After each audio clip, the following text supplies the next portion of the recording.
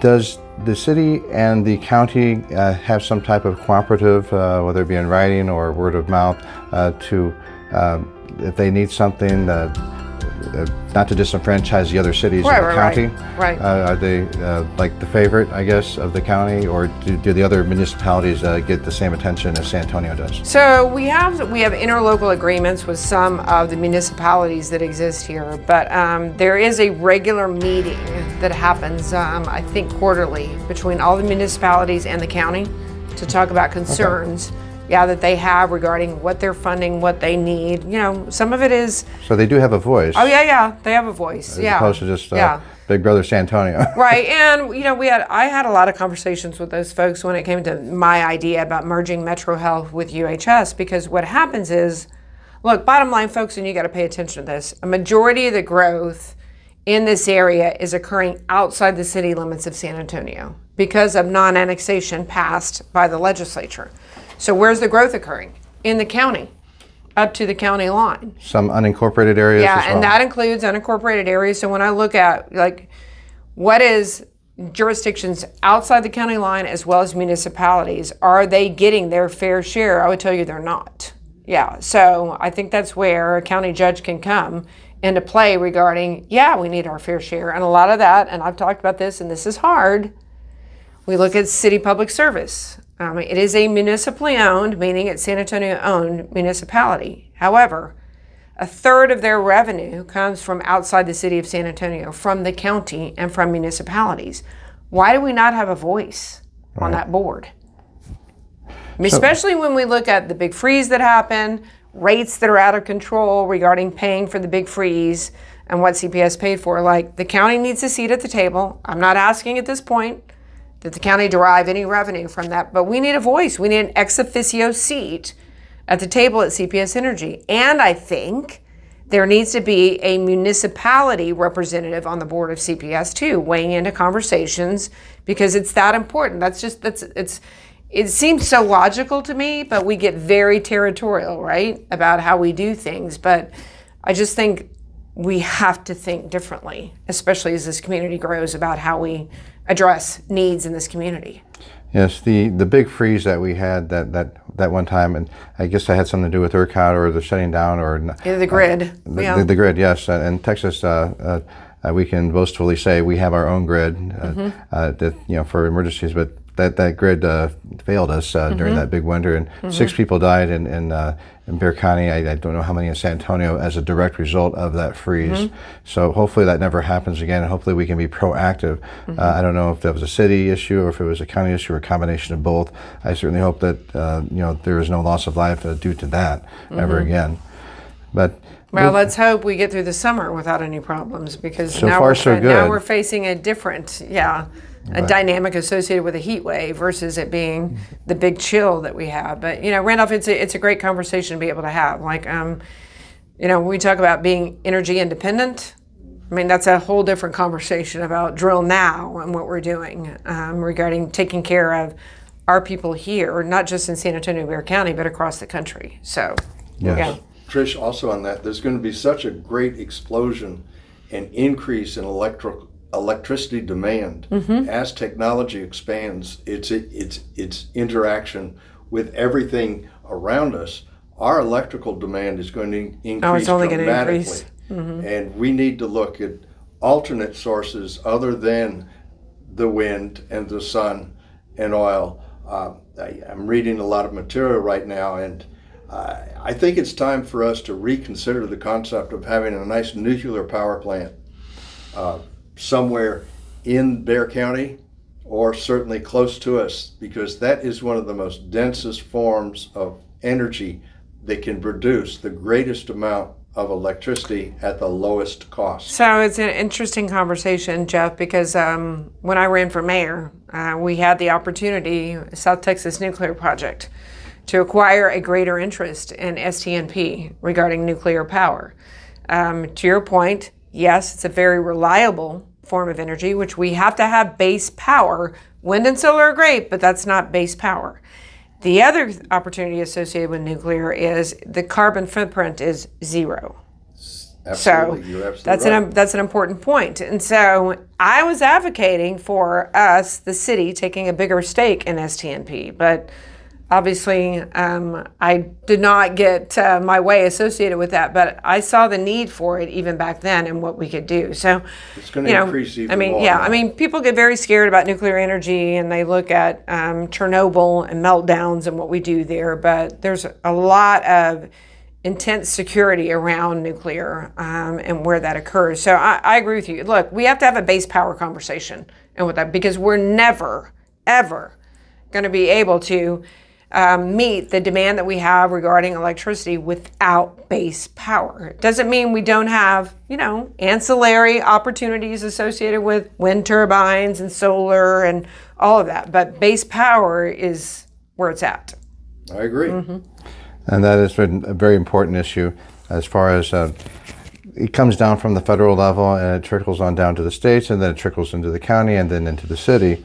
And it's however these groupings of governments are politically aligned as how they cooperate or not. And there's been an attack on coal, which has affected CPS. Big time. And so I think, now I'm seeing a lot of solar panels in certain areas and on people's houses. And it's a whole new world for us trying to figure this out. Well, and the other thing too regarding solar, we've got to get it down to a point where it's affordable for people, because solar panels, et cetera, are still expensive, especially for those that are living on a fixed income. And so when we talk about the need, whether it's nuclear, whether it's coal, yes, we need to be able, we're never going to survive without base power. And yes, there are some negatives that come along with that or whatever, but we've got to do our best to make sure that we are protecting the asset regarding negatives that could happen, but we're also securing alternative sources of power, whether that's wind energy, whether that's solar energy, et cetera. I mean, hopefully you got to make hay while the sun is shining right now, right? The sun's shining heavily, across the state of Texas. So let's hope we're yeah, exactly. Hopefully we're getting some energy out of that. I consider 100 degrees cooler now because I've been out in the 116 degree heat. So 100 degrees is cool for me now. Yeah. I guess I've acclimated. Yeah. Because I do a lot of outside work. Right.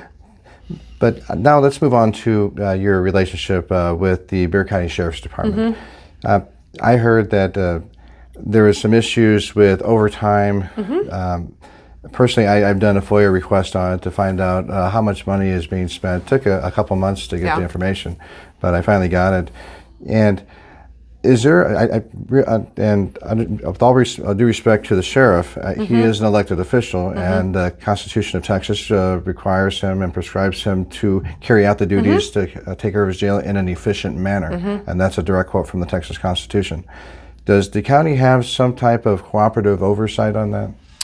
We don't have any cooperative oversight. I mean, we, from a purse string standpoint, funding the jail comes from the county. So we have to appropriate money for the jail, whether that's repairs, maintenance, overtime, what have you. The sheriff has to come forward with his budget every single year. And so really the only control mechanism the court has is the purse string option. So I just didn't feel like there was enough of a conversation being had around jail overtime. I mean, because we're spending 13 to 15 million every year, and what is the definition of insanity? Right. Doing the same thing over and over again, expecting a different result. So yes, I was hard on the sheriff because I was like, look, we got to get a handle on this. This is taxpayer money. We cannot continue to do this. And so, we had a conversation, which is why I asked for a consultant to come in and benchmark against other counties that might be doing things a little differently or better to see, are there some best practices that we could be implementing at the Bexar County Jail to help this? Now, some of this also has to deal with the fact that we've got to pay our Bexar County sheriffs more. I mean, we have to. I mean, in comparison to what SAPD is paid, we have great people that go through the Bexar County Sheriff's Office and probably people we would want to keep and retain. But as soon as they can, they want to go over to SAPD because they're going to get paid more and the benefits are better. So I would tell you, Randolph, it has to come down to, from a budgetary process, I don't know that we've placed at the county enough of an emphasis on public safety and the sheriff's office. And believe me, look, the sheriff and I obviously have gotten into it or whatever, but I think there's more common ground that even he sees that can be struck. Because, I was, during the primary, I was supported by, the first day I filed, but supported by the Deputy Sheriff's Association, because it wasn't just about jail overtime. It was about conditions in the jail for the corrections officers that are there, the culture, the double and triple overtime. We've seen people that have driven home after working triple overtime shift and wrapped their cars around a telephone pole and been hospitalized because they fall asleep at the wheel. I mean, many different things. Recruitment, paying deputy sheriffs more, making sure that we have a culture at the jail that is one that people want to work in, because that's a hugely difficult place to work. I mean, there's no question. So it is about, and I seem to be the only county commissioner that was really kind of, pounding the drum regarding that issue, but it's because I felt like public safety was that important. And the collective bargaining agreement regarding deputy sheriffs had been lingering out there for 2 years. And I, had conversations and said, hey, we need to get this done. And by the way, during the cost of living allowance that's been given to the entire county over the past 2 years, because the collective bargaining agreement hasn't been struck, these folks that are putting their lives on the line every single day haven't gotten a COLA increase in 2 years. Oh, I made sure that was included in the collective bargaining agreement, that they were going to get that because they deserved it. And I was one of the only county commissioners who denied a COLA increase, because I'm like, look, we make a healthy salary or whatever. It was COVID. I was like, I'm just not comfortable taking any kind of a pay increase, especially when we have first responders that haven't been able to get one. So one of my proudest moments is that being able to strike that collective bargaining agreement, get that done, and get that on the table, and make sure that they had 2 years of COLA increases, associated with their, the time that they're giving to us, right, as public servants.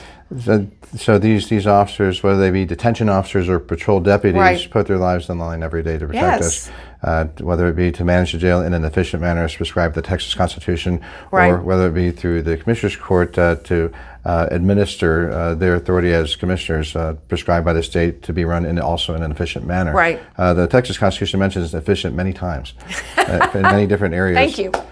So and That's what I was looking for, is efficiency. Exactly.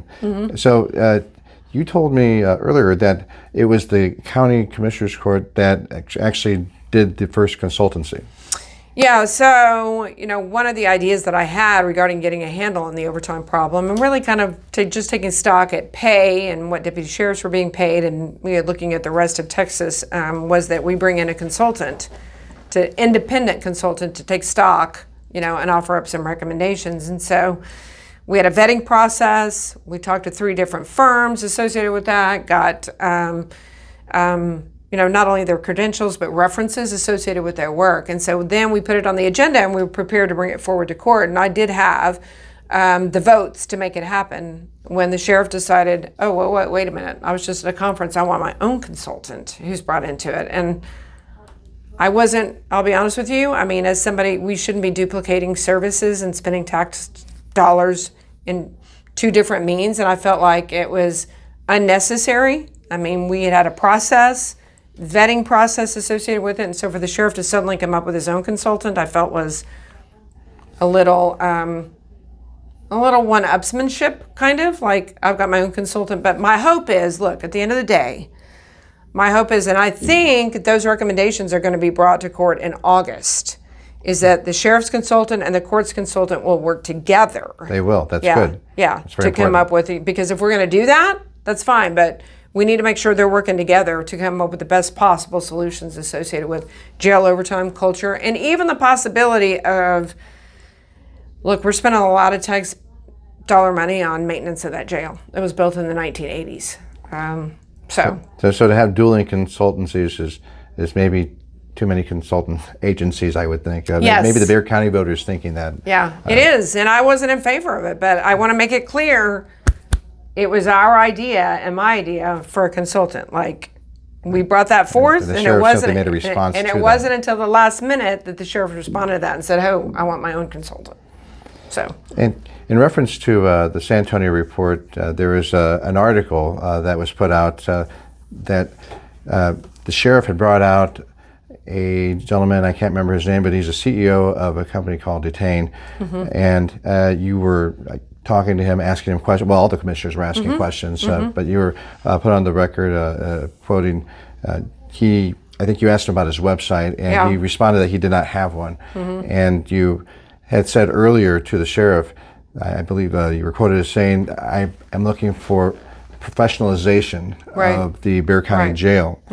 And the sheriff was quoted as saying, I want to use the word, or I prefer to use the word, privatization.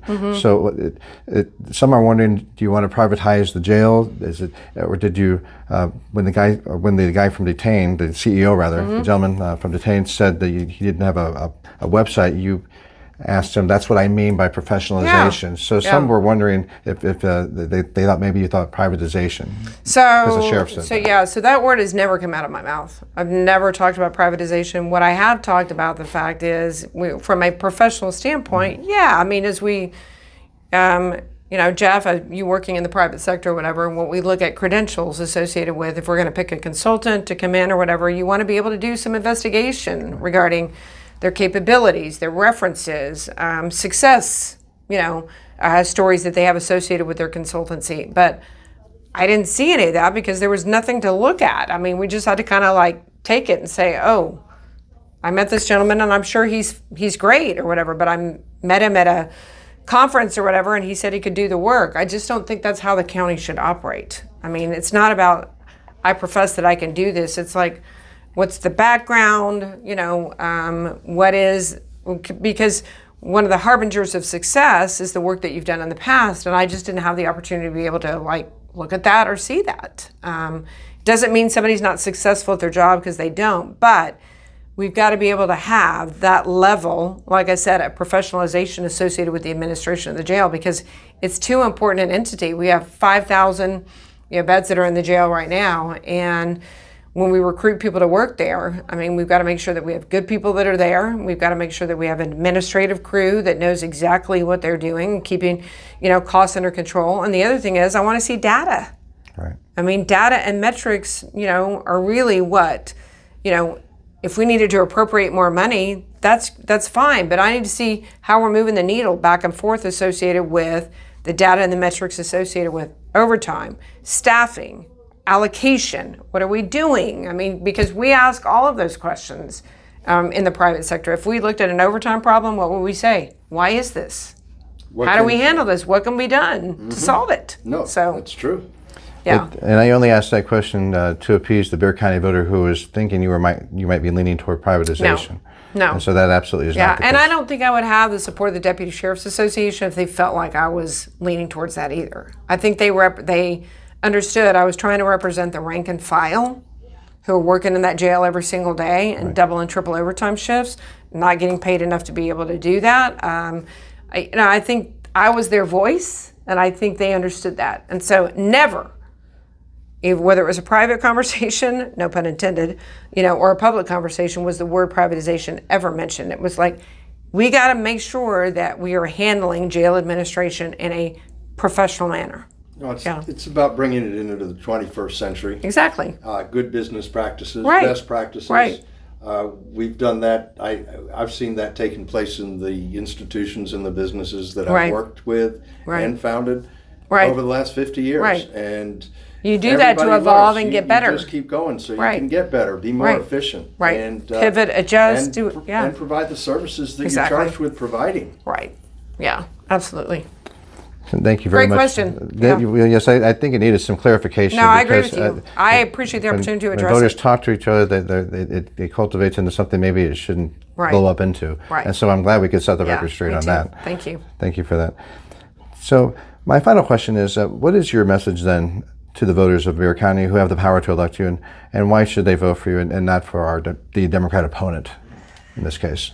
Oh my goodness! All you have to do is look at deal the breaker, I guess. Yeah, all you have to do is look at the environment that we live in today. Correct. We have gas prices that we haven't seen since the 1980s. Since I was in high school, we have inflation at a rate. Consumer price index is over 9%. We have a border situation that's out of control, and we haven't even. I know we've talked a lot about things, but what that impact is on San Antonio regarding the migrant centers that have opened.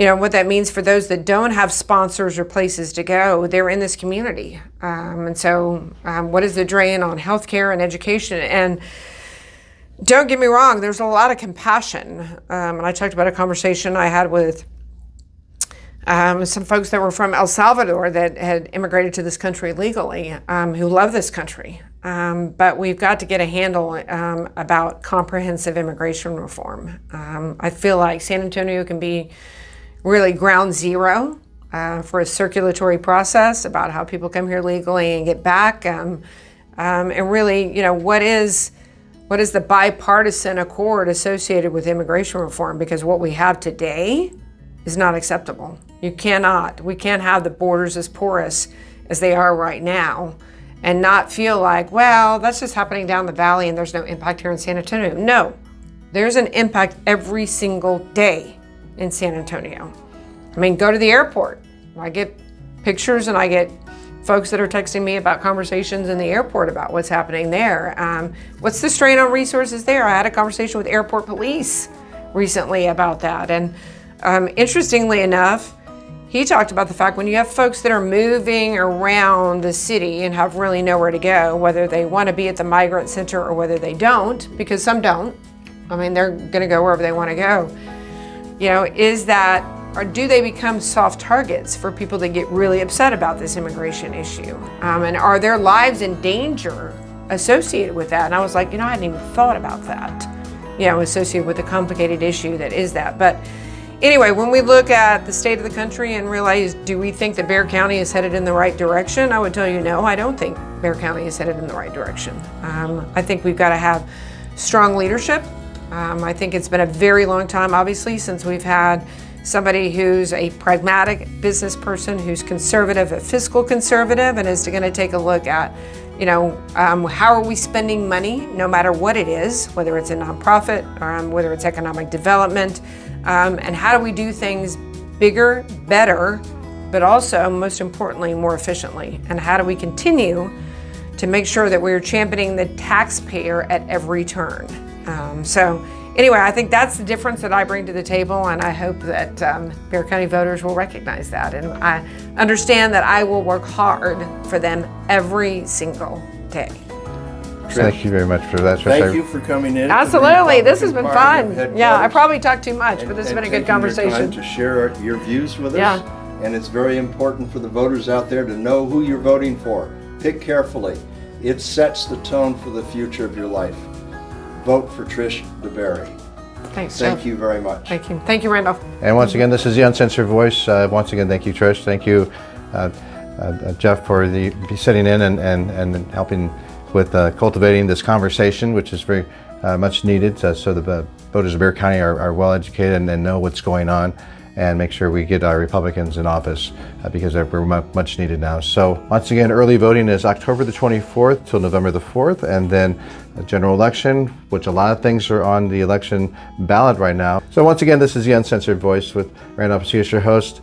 Thank you, Chairman McManus, for your time here with Trish DeBerry, and thank you, Bexar County Judge nominee, Trish DeBerry, for your time. Thank you. And I want to make sure we get the vote out. Early voting is October the 24th to November the 4th, and Election Day on general election is November the 8th. So God bless America and the great state of Texas. Amen. Thank you.